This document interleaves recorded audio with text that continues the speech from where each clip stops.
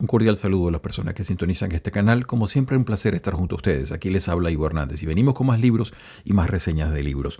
Hoy tenemos un texto bastante importante e interesante que nos va a llevar primeramente al siglo XVIII. Vamos a hablar de un sujeto que vivió en el siglo XVIII, nació y murió en ese siglo, un siglo muy interesante porque es el siglo de la Ilustración, fundamentalmente. Es un periodo, perdonen ustedes, que nos va a demostrar una cantidad de pensadores muy interesantes de parte de Europa, y el sujeto que hoy nos convoca ha volado en cierta manera bajo radar en cuanto a lo que se cree que fue, pero se elude con ello un poco la sustancia de lo que realmente fue. Se les presento el sujeto ya para que podamos hablar directamente de este, que es su mayor trabajo. Estamos hablando de Cesare Beccaria, de los delitos y de las penas. El texto que tengo, lo recomiendo especialmente, es de estos clásicos del pensamiento que hace la editorial Tecnos. Realmente muy buenos. Aquí tenemos un trabajo de un jurista jubilado, José Jiménez Villarejo, muy bien hecho, muy medular, va directamente al tema, y una excelente traducción que nos provee Juan Antonio de las Casas. Tenemos que hablar muchas cosas. El texto en sí mismo es flaquito. Fíjense ustedes, el libro no es grueso, de lo cual el trabajo del profesor o del exjurista Villarejo, Jiménez Villarejo, es bastante amplio y grande. El libro en sí mismo tiene pocas páginas, pero es muy interesante y nos va a llevar, repetimos, a una cantidad de reflexiones, tanto sobre la figura de Beccaria, como un poco sobre ese siglo XVIII y las figuras que lo influenciaron a él, las personas que tuvieron directa presencia sobre su obra, como también el hecho de empezar a pensar un tema tan complicado como es el tema del derecho penal, que no es solamente lo que él alude, y esto no es, empecemos por decirlo claramente, esto no es un tratado de derecho penal como mucha gente lo pudiera ver. El derecho es una de las, pudiéramos decir, de las disciplinas que ha tenido mayor evolución en los últimos 200 años, con una cantidad de crecimiento en las acepciones de cómo debe ser la sustanciación de la pena, todo lo que es el proceso, en fin, hay una cantidad de elementos que se han enriquecido muy recientemente en términos históricos. Cesare Beccaria nos va a llevar a las primeras reflexiones sobre un tema de algo que recién estaba empezando a cuajar. Recuérdese que ni siquiera teníamos en ese momento una noción clara de nación-estado como la pudiéramos tener hoy en día, y toda la reflexión de la pena y de lo que debe ser el delito y la consecuencia con la pena es una cosa bien interesante que va a dar mucha tela que cortar, incluso hasta nuestro siglo, cuando todavía se discute si, por ejemplo, cosas como la pena de muerte, etcétera, pudieran tener validez o no y por qué. Quedémonos primero con la figura de Beccaria. Beccaria nace en 1738, muere en 1794. Les decía, una vida completamente circunscrita al siglo XVIII. Él es algo que nos va a llevar también como tema a una reflexión importante, cuál es la influencia del poder de los jesuitas en la educación media de mucha sociedad europea. Los jesuitas, recuerden ustedes, una sociedad de Jesús empieza a buscar, ellos no se llaman como las otras órdenes de la iglesia, ellos buscan tratar de separarse un poco y encuentran en la educación, sobre todo en la educación de las clases mercantiles, uno de los lugares en donde van a hacer punto fuerte. Ya para el año 1730, los jesuitas están coordinando más de 600 escuelas en diversos lugares, de manera que ya se ve que esta orden había hecho de eso un punto basal, un punto fuerte. Y hay un documento que en particular tiene mucha incidencia. Es un documento que va a tener una vigencia de aproximadamente 230 años y esto se le conoce como el Ratio Studiorum. En realidad se le llama, en términos completos, se dice el Ratio ad Studiorum Societas Jesu, es decir, el método y sistema de estudio de la sociedad de Jesús.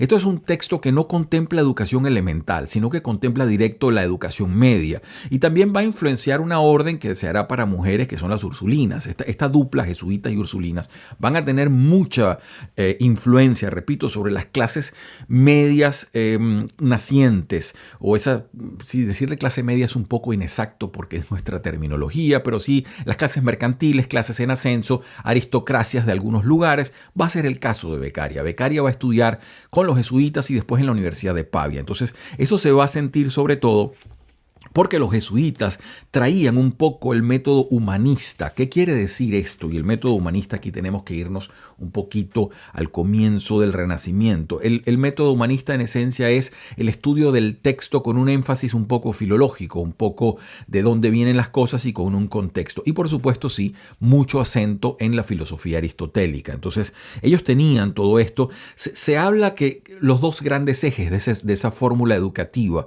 son el método humanista, que les decía, esa profundización filológica en los textos, y bueno, la disciplina, por supuesto, en gramática, retórica, humanidades y algo de teología. Entonces, ¿esto por qué lo vinimos al caso? Bueno, porque el documento que les hago noción es un documento de finales, ya cerrando el siglo XVII. XVI, perdón. Y más o menos ciento y tantos años después es que vemos productos como este caso de Beccaria, que es un aristócrata, un hijo de buena familia, que recibe una educación importante, cual se va a reflejar en este texto.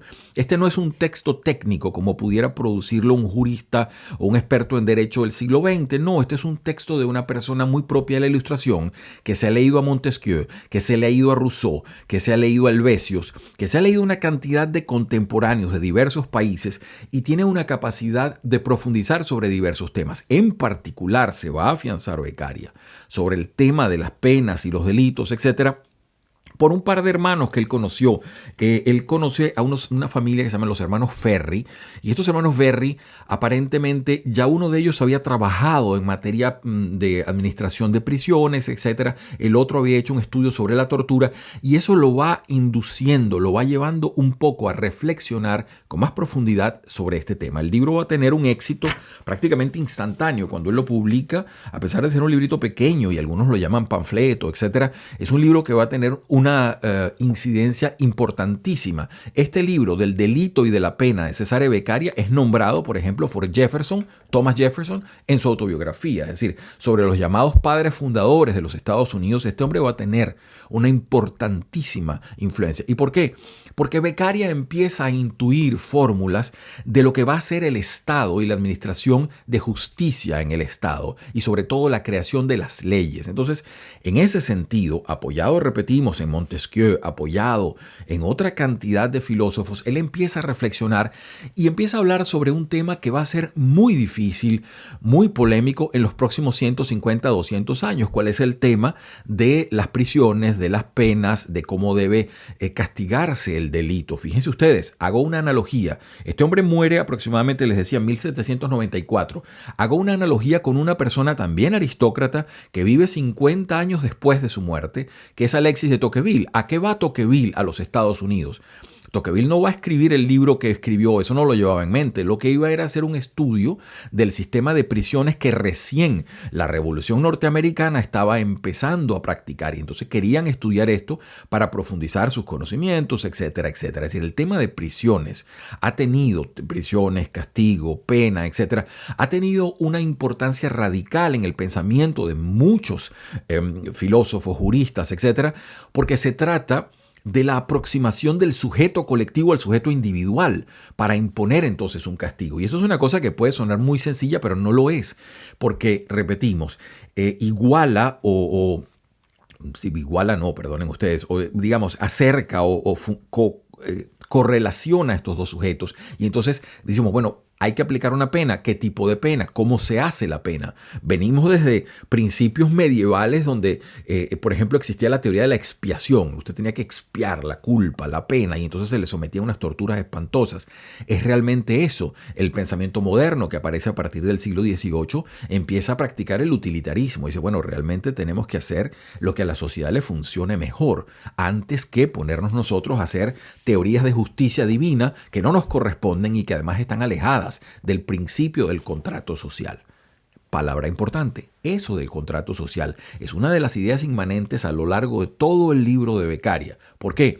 Porque él se va a apoyar mucho en esa idea. Es decir, él dice y parte del principio que los hombres se reúnen, hablo de los hombres como especie, atención, los hombres se reúnen y empiezan por convencimiento colectivo a ceder en algunas de sus libertades para que se formulen leyes que les permitan cohabitar y poder vivir en armonía. Ese es un principio sencillo, no lo inventó él, no lo inventó Rousseau, viene de mucho más atrás. Tiene bemoles, tiene cosas que pudiéramos criticar, pero en principio tiene verdades también sustanciales para el funcionamiento de la sociedad. En ellas es que él se aplica.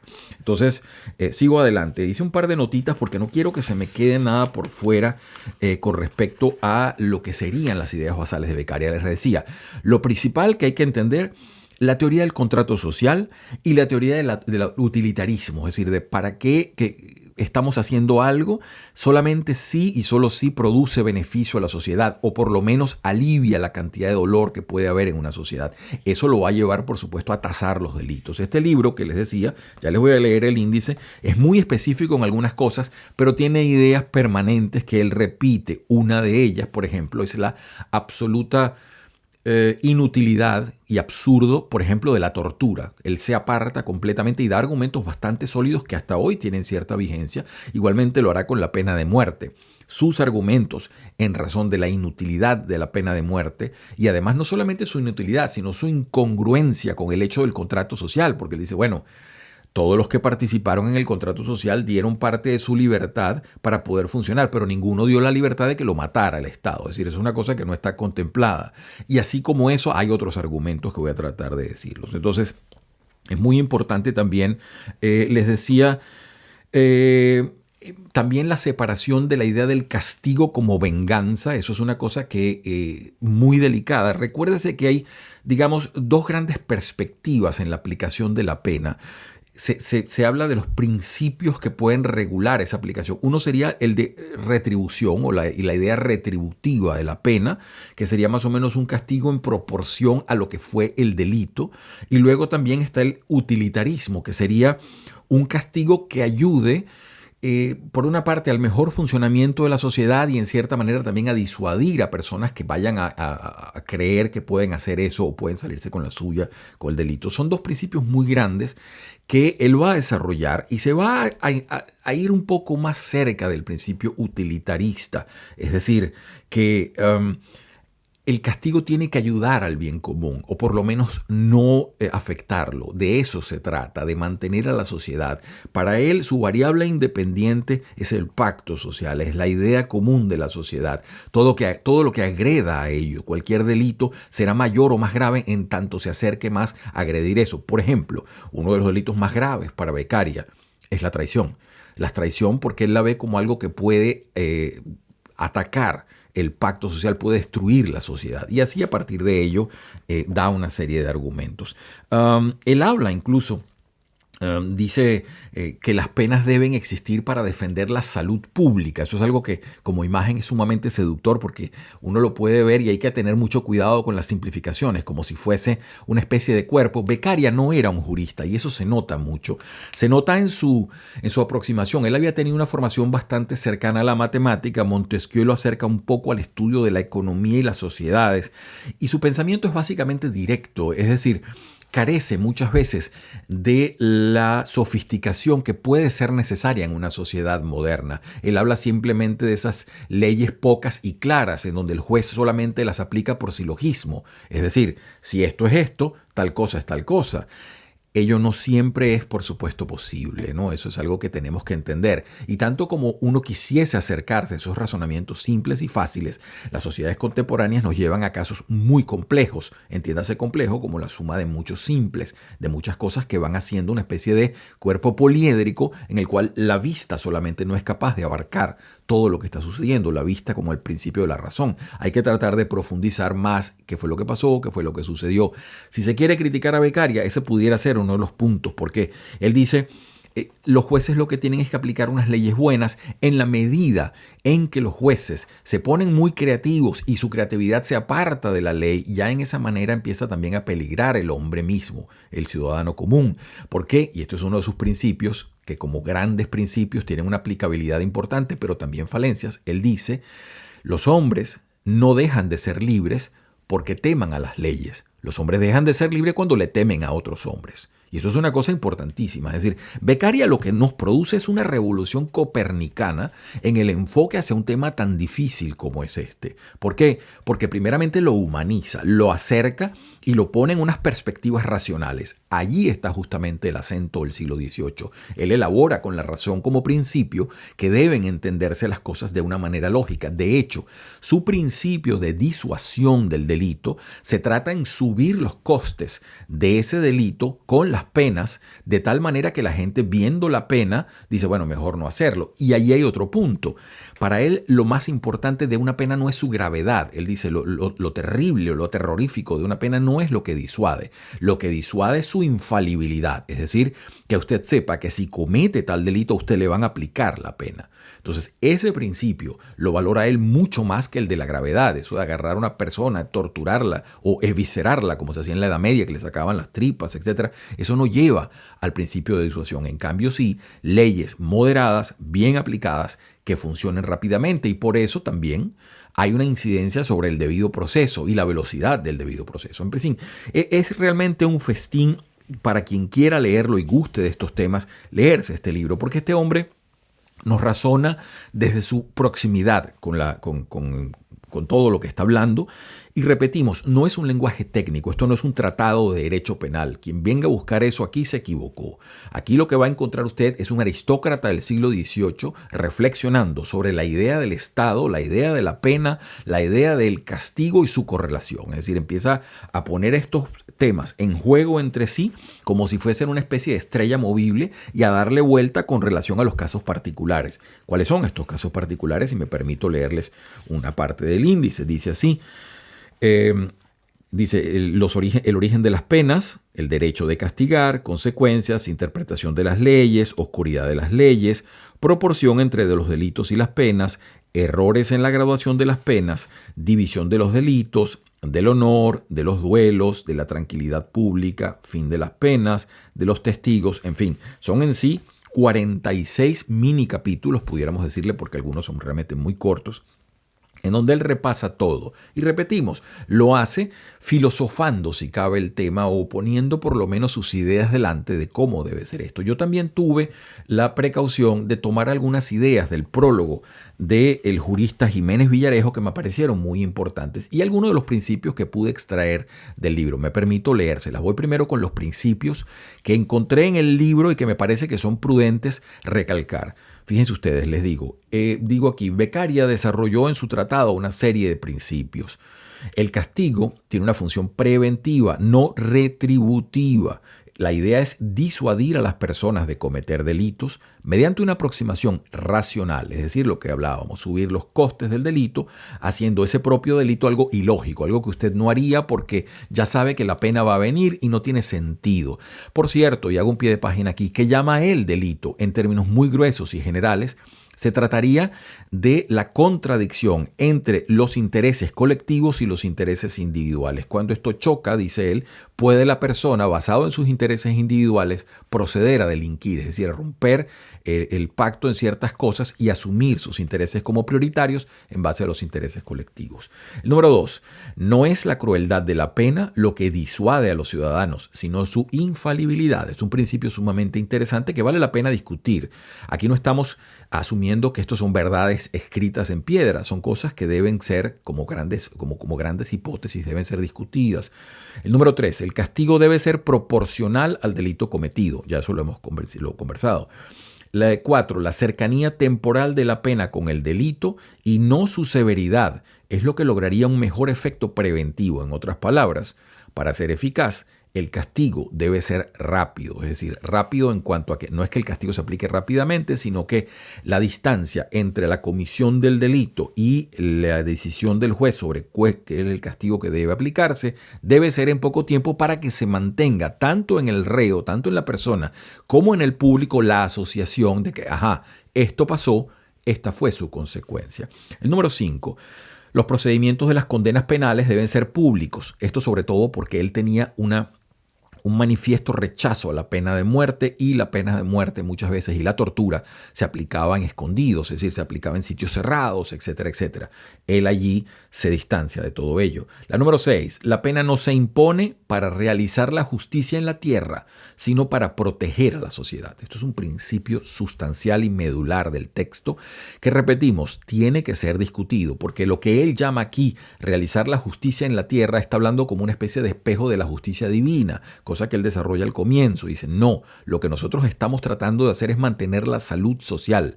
La cuestión de justicia divina no nos compete, eso se nos escapa a nosotros de las manos. Ahí tiene usted claramente un hombre del siglo XVIII. Eso hubiese sido casi impensable 100 años, 150 años atrás. Este es un hombre que está parado, repetimos, en las coordenadas de su tiempo, en las coordenadas mentales de su tiempo, ¿no? Número 7, la clemencia debe estar en las leyes, no en quienes las aplican. Otro concepto medular, un poco idealizado sobre las leyes, etcétera. Quizás aquí, bueno, se puede discutir. Número 8, los hombres no dejan de ser libres cuando le temen a la ley, sino cuando le temen a otros hombres. Y esto por lo que pudiera ser los visos de despotismo en la aplicación o en la facturación de algunas leyes defectuosas, etc. Es una cosa muy interesante, como les decía, y que vale la pena discutir todo esto porque, repetimos, todas las sociedades se ven confrontadas con el problema del delito, la comisión de diversos tipos de delito. De hecho, nuestra sociedad contemporánea está viendo incluso nuevas tipologías de delito que guardan una doble acepción. Por una parte son nuevos en cuanto a que son cosas completamente novedosas. Por ejemplo, los delitos informáticos, en donde usted ve que se utiliza tecnología de altísimo nivel para agredir intereses de otras personas, de otros individuos o de otras sociedades, etc. Pero por otra parte, en esencia sigue siendo el propio delito de la estafa, que es algo muy antiguo. Entonces, esa duplicidad, esa especie de forma híbrida que mantiene el delito es algo muy interesante y lo hace tanto atemporal, siempre ligado a la sociedad humana y siempre ligado a los intereses humanos, como novedoso, porque realmente antes no había eso. Usted no va a encontrar delitos de, por ejemplo, insisto con lo de informáticos, usted no va a encontrar eso hace 50 años, 40 años, algo así. Eso es algo más moderno. Entonces se ve eso. Y toda sociedad tiene entonces que, bueno, qué tipo de penas, cómo van a ser, qué tipo de leyes se tiene que hacer para ello, etc. Y aquí me voy entonces para lo que dijo el jurista Jiménez Villarejo, que me parece muy importante, con realmente un prólogo bien escrito, hay que decir. Se ve que este hombre, el tema lo apasiona. Y fíjense ustedes, a pesar de ser un jurista ya jubilado, como él mismo se coloca acá, se ve que el tema es cardinal para él, es importante y lo maneja con soltura. Él dice así, y me permito hacer una especie de resumen de sus ideas, aunque hay más de estas, atención, el prólogo es mejor, mucho mejor de lo que yo estoy poniendo acá. Dice aquí, ideas fundamentales de Beccaria que tienen eco en el derecho penal moderno, según el profesor Jiménez Villarejo, el año 2008, el texto que tengo acá, ¿no? En la página 22. Dice, utilidad. El fundamento y límite de la pena es su utilidad. Muy interesante esto. Prevención. El fin de las penas es impedir al delincuente la comisión de nuevos delitos y retraer a otros de cometer hechos iguales. Se rechaza la idea de la expiación que les decía, ¿no? Muy importante esto porque es prácticamente una bofetada dejando atrás todas las situaciones medievales espantosas que la humanidad llegó a vivir. Proporcionalidad. Proporción entre la gravedad del delito y la pena, ya lo dijimos. Igualdad, esto es muy importante, las penas deben ser las mismas para todos los ciudadanos. Eso se dice hoy fácilmente. En el siglo XVIII, en el siglo XVII no lo eran. Había nobleza, había clero, había una cantidad de figuras. Y eso es precisamente, fíjense ustedes, cuando hablamos hace poco de Thomas Jefferson, cuando él en su autobiografía, que va como comisionado de negocios a Francia, lo primero que hace en aquella Francia prerrevolucionaria es decir, los obscenos privilegios que manejan algunos acá del clero, de alguna aristocracia, de alguna nobleza. Eso todo lo destaca. En este caso, ya había dicho Beccaria, tiene que haber igualdad en la aplicación de la ley. El humanitarismo, muy importante también, librar al Estado de ser el ejecutor de barbarismos y crueldades. Es decir, el Estado como una sublimación del poder de los individuos, pero no para abusar de ello, no para ser despotés, para ser un tirano, sino para ejercerlo con la mayor probidad y justicia, impartiendo algo que, repetimos, va a favorecer a la salud pública. Aquí estoy hablando yo con los mismos términos de Beccaria. Bueno, dicho todo esto, vamos a ver cómo está el tiempo. Si nos da chance de echar un vistazo a algunas cosas. Es un libro, vuelvo a insistir, lo muestro de nuevo. Lo recomiendo completamente a quien interese el tema, porque puede ser árido, puede ser un poco seco. Existen personas como el profesor Jiménez Villarejo, me incluyo yo también, que disfrutamos página a página lo que leímos acá. Sobre todo que la traducción del señor Juan Antonio de las Casas lo hace bastante fluido, ¿no? Uno se lee esto realmente sabroso, pero tiene que gustarle el tema porque insiste Beccaria en algunos puntos que son, sí, cardinales, que son fundamentales y basales. En otros empieza a divagar un poquito. Vamos a ver qué podemos tasar de todo esto. Empiezo yo entonces a darle la palabra, un momentito que estoy acá extraviado con las... sí, me extraviaron. Voy directamente con Beccaria, que lo tengo marcado. Está aquí sí, estoy en la introducción. Dice así, Beccaria, estoy en la página 12. Y dice, las historias nos enseñan que debiendo ser las leyes pactos considerados de hombres libres, han sido pactos casuales de una necesidad pasajera, que debiendo ser dictadas por un desapasionado examinador de la naturaleza humana, han sido instrumento de las pasiones de pocos. Aquí está poniendo en dos platos una de las grandes tragedias de la humanidad, cuál es que en cierta manera le idealiza la fórmula de la ley, ¿no? Es decir, aquella cosa que debe ser para regularnos la vida común, en cambio la hicieron 4 o 5 sinvergüenzas que se apropiaron del poder y la hicieron para su beneficio. Eso es lo que ha terminado pasando en muchos casos, que no es sino la coagulación del concepto del despotismo, es decir, un sujeto o unos sujetos que empiezan a gobernar no para provecho común, sino para provecho de su propio pecunio, de su propio beneficio, ¿no? Entonces, fíjense ustedes, paso a la página 15. Capítulo 1 se llama Origen de las penas. Me parece muy interesante porque aquí empieza él a poner el tema sobre la mesa. Repetimos, no es un tratado de derecho penal. Esto es simplemente una persona del siglo XVIII con una formación bastante aristocrática pensando de la forma más ecuánime posible sobre un tema y dice así. Las leyes son las condiciones con que los hombres aislados e independientes se unieron en sociedad, cansados de vivir en un continuo estado de guerra y de gozar una libertad que les era inútil en la incertidumbre de conservarla. Sacrificaron por eso una parte de ella para gozar la restante en segura tranquilidad. La suma de todas estas porciones de libertad, sacrificadas al bien de cada uno, forma la soberanía de una nación y el soberano es su administrador y legítimo depositario. Para quien tenga alguna familiaridad con las ideas políticas, aquí puede ver usted un poquito de Hobbes, un poquito de Locke y un poquito de Rousseau, toda esa cadena de estudios que nos presentan eso. Pasa entonces él ya a dar un saludo a la bandera, digamos así, uno de los grandes pensadores en los cuales él se basó, que es Montesquieu, y dice así en la página 16. Toda pena, dice el gran Montesquieu, que no se deriva de la absoluta necesidad, es tiránica. Proposición que puede hacerse más general de esta manera. Todo acto de autoridad de hombre a hombre que no se derive de la absoluta necesidad es tiránico. Veis aquí la base sobre la que el soberano tiene fundado su derecho para castigar los delitos, porque la necesidad de defender el depósito de la salud pública de las particulares usurpaciones, y tanto más justas son las penas, cuanto es más sagrada e inviolable la seguridad y mayor la libertad que el soberano conserva a sus súbditos. Fíjense ustedes, él no habla, no se mete en Honduras, él no pasa a hablar o a favorecer un régimen político más que otro, él no está delimitando democracias, monarquías, etc. No, él simplemente habla del soberano. El soberano puede entenderse como el depositario de esa soberanía, de ese poder sobre el colectivo, sea este el monarca, sea este un pueblo, etcétera, bajo la elección de ciudadanos representantes, etcétera, etcétera, ¿no? Entonces dice y recalca lo que ya nos habló en la página 17. Fue pues la necesidad quien obligó a los hombres a ceder parte de su libertad propia. Y es cierto que cada uno no quiere poner en el depósito público sino la porción más pequeña que sea posible, aquella solo que baste a mover los hombres para que le defiendan. El agregado de todas estas pequeñas porciones de libertad posibles forma el derecho de castigar.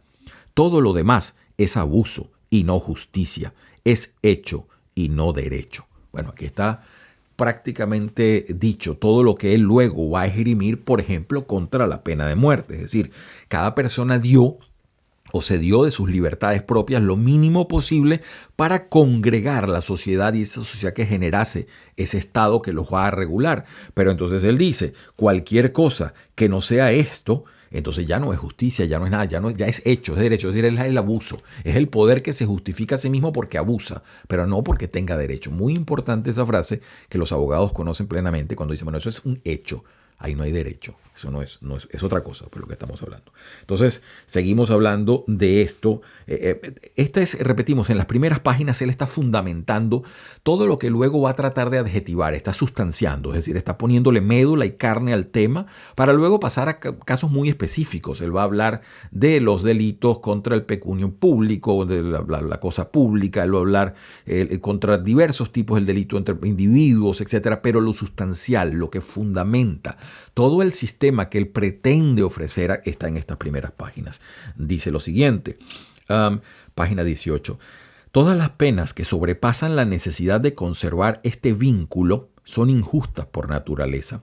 También es necesario precaverse de no fijar en esta palabra justicia la idea de alguna cosa real, como de una fuerza física o de un ser existente. Es sólo una simple manera de concebir de los hombres, manera que influye infinitamente sobre la felicidad de cada uno. No entiendo tampoco por esta voz aquella diferente suerte de justicia que dimana de Dios y que tiene sus inmediatas relaciones con las penas y recompensas eternas. Bueno, ahí tienen ustedes, esto es bien discutible, pero es bien interesante. ¿Por qué? Discutible porque tenemos en el morral de nuestro conocimiento acumulado otras ideas sobre las teorías de la justicia y sobre las acepciones de lo que puede ser la justicia. Pero a la vez es muy importante porque este hombre se está parando en el siglo XVIII a considerar un tema sobre el cual había una inercia enorme de creer que era una especie de aplicación de la justicia divina y que por expiación y castigos y todo aquello iba usted a enmendar a aquel hombre. En fin, toda una teoría particular sobre la cual este señor empieza a decir, un momento, esto no sé, mejor es no tener ninguna idea. Aquí lo que estamos es tratando de buscar la felicidad de cada uno y la felicidad de la sociedad. Y para ello tenemos que tener aplicaciones prácticas que se van a ver vinculadas como en la forma en cómo nosotros nos legislamos. Sigo adelante. Digo acá, sigo con es que marqué muchas cosas del libro porque en realidad lo más difícil era tratar de buscar algo que no fuese muy importante, es decir, que fuese muy importante, pero todo era muy importante. Entonces al final el libro terminó bastante rayado y marcado, como pueden ver acá, porque, repito, es muy interesante poderlo ver. Tengo acá en la página 29, él empieza a hablar de la división de los delitos, ¿no? Y dice lo siguiente: hemos visto que el daño hecho a la sociedad es la verdadera medida de los delitos. Es lo que les decía, ¿no? Él tasa la gravedad del delito en cuanto al daño que se produce a la sociedad. Y fíjense acá, paso directamente al tema. Algunos delitos destruyen inmediatamente la sociedad o quien la representa. Otros ofenden la privada seguridad de alguno o algunos ciudadanos en la vida, en los bienes o en el honor. Y otros son acciones contrarias a lo que cada uno está obligado a hacer o no hacer, según las leyes respecto al bien público. Los primeros, que por más dañosos son los delitos mayores, se llaman de lesa majestad. Solo la tiranía y la ignorancia, que confunden los vocablos y las ideas más claras, pueden dar este nombre y por consecuencia la pena mayor a delitos de diferente naturaleza, y hacer así a los hombres, como en otras infinitas ocasiones, víctimas de una palabra. Cualquier delito, aunque privado, ofende a la sociedad, pero no todo delito procura su inmediata destrucción. Ahí tienen ustedes, pues repetimos, esto hay que estudiarlo con mucha calma porque él habla y después tipifica la traición, algunos delitos que pueden agreder completamente a la sociedad, minándola o procurando su destrucción, como él lo dice, pero también el delito entre particulares es algo que tiene que considerarse porque afecta al funcionamiento y la felicidad social, como él la define. Y aquí empieza la parte donde habla de las penas y las torturas, ¿no? Me parece muy interesante porque y aquí vamos con eso que le decía, el humanitarismo que emana no solo en Beccaria, sino también en toda esa sociedad que empezaba a revolverse con las fórmulas de barbarismo que habían sido aplicadas desde el poder a los ciudadanos o al pueblo en siglos pasados. Fíjense lo que dice acá en la página 38. ¿Los alaridos de un infeliz revocan acaso del tiempo que no vuelve las acciones ya consumadas? El fin, pues, no es otro que impedir al reo causar nuevos daños a sus ciudadanos y retraer a los demás de la comisión de otros iguales. Luego deberán ser escogidas aquellas penas y aquel método de imponerlas que, guardada la proporción, hagan una impresión más eficaz y más durable sobre los ánimos de los hombres y la menos dolorosa sobre el cuerpo del reo. Esto, por supuesto, es un balance dificilísimo de lograr, dificilísimo hasta hoy en día, pero a él se va a abocar cuando empieza a hablar en el capítulo 16 del tormento, las torturas, se puede decir así.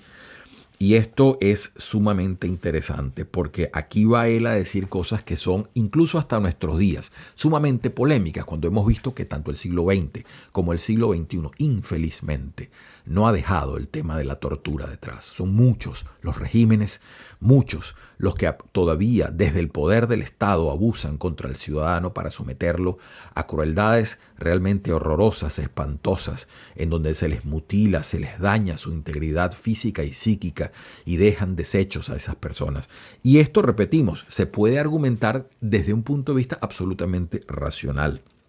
Dice así, empieza desde la argumentación. Por ejemplo, estoy en la página 45. Dice, un hombre no puede ser llamado reo antes de la sentencia del juez, ni la sociedad puede quitarle la pública protección, sino cuando esté decidido que ha violado los pactos bajo los cuales le fue concedida.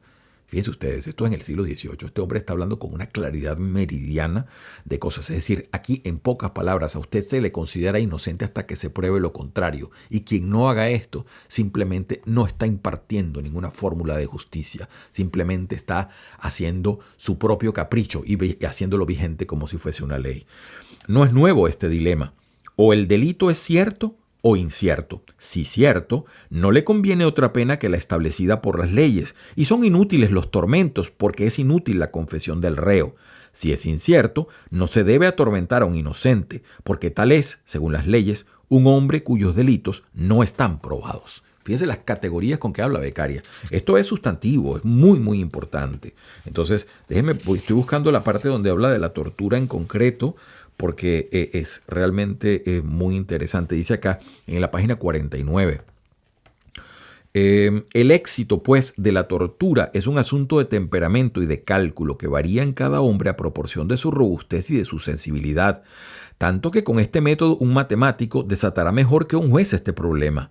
Determinada la fuerza de los músculos y la sensibilidad de las fibras de un inocente, encontrar el grado del dolor que lo hará confesar reo de un delito dado. El examen de un reo se hace para conocer la verdad, pero si ésta se descubre difícilmente en el aire, en el gesto y en la fisonomía de un hombre tranquilo, mucho menos se descubrirá en aquel a quien las convulsiones del dolor alteran y hacen faltar todas las señales por donde, aunque a su pesar, sale del rostro de la mayor parte de los hombres la verdad misma. Toda acción violenta hace desaparecer las más pequeñas diferencias de los objetos, por las cuales algunas veces se distingue lo verdadero de lo falso. Muy interesante su razonamiento y lo sigue profundizando. Es uno de los temas junto con el de la pena de muerte que son medulares en el texto. Dice así, estoy en la página 50. Esto me parece realmente para ponerlo en un marco de muchas escuelas de derecho y de historia del derecho. Dice así, no vale la confesión dictada durante la tortura si no se confirma con juramento después de haber cesado esta. Pero si el reo no confirma lo que allí dijo, es entonces atormentado de nuevo. Algunas naciones y algunos doctores no permiten esta infame repetición más que 3 veces. Otras naciones y otros doctores la dejan al arbitrio del juez. De manera que puestos 2 hombres igualmente inocentes o igualmente reos, el robusto y el esforzado será absuelto y el flaco y tímido condenado en fuerza de este exacto raciocinio. Yo, juez, debería encontraros reos de tal delito. Tú, vigoroso, has sabido resistir al dolor y por eso te absuelvo. Tú, débil, has cedido y por eso te condeno. Conozco que la confesión que te he arrancado entre la violencia de los tormentos no tendría fuerza alguna, pero yo te atormentaré de nuevo si no confirmas lo que has confesado. Fíjense ustedes, ahí expone él la tautología y el absurdo de la condena basada en una confesión mediante tortura. Dice más al respecto y profundiza la anterior exposición. Una consecuencia extraña que necesariamente se deriva del uso de la tortura es que se pone al inocente en peor condición que al reo, puesto que aplicados ambos al tormento, el primero tiene todas las combinaciones contrarias porque o confiesa el delito y es condenado, o es declarado inocente y ha sufrido una pena que no debía. Pero el reo tiene un caso favorable para sí. Este es cuando, resistiendo a la tortura con firmeza, debe ser absuelto como inocente, pues así ha cambiado una pena mayor por una menor. Luego, el inocente siempre debe perder y el culpable puede ganar. Ahí tienen ustedes una reducción casi matemática de la situación que le ha tocado vivir a él.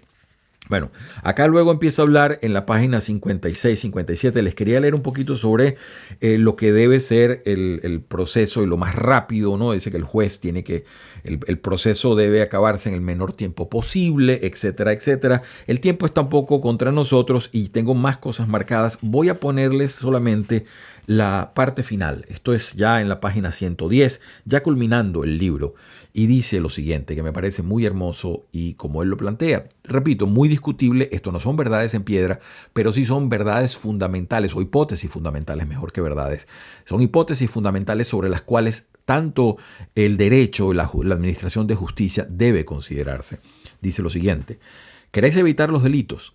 Haced que las leyes sean claras y simples y que toda la fuerza de la nación esté empleada en defenderlas, ninguna parte en destruirlas.